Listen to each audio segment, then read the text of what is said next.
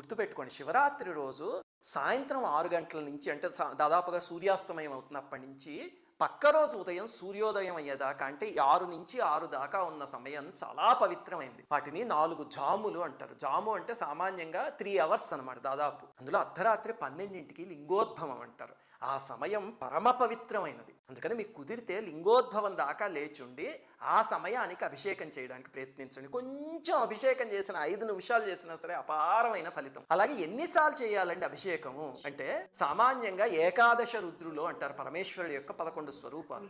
అందుకని 11 సార్లు అభిషేకం చేస్తారు. ప్రతి జాము మొదలయ్యేటప్పుడు చేయడం మొదలు పెడితే అంటే 6 గంటలకు కొన్నిసార్లు, 9ంటికి కొన్నిసార్లు, 12 గంటలకు కొన్నిసార్లు అలాగా మీకు ఒక 11 సార్లు చేసేయడం పెద్ద కష్టమేం కాదు. 11 సార్లు చేయడం కుదరలేదు అనుకోండి, 5 సార్లు చేయండి. పరమేశ్వరుడు పంచముఖుడు కదా. అది కుదరకపోతే 3 సార్లు లేకపోతే భక్తితో ఒక్కసారి చేసినా చాలు. ఇక్కడి నుంచి చేయగలిగితే తప్పకుండా పలుకుతాయి.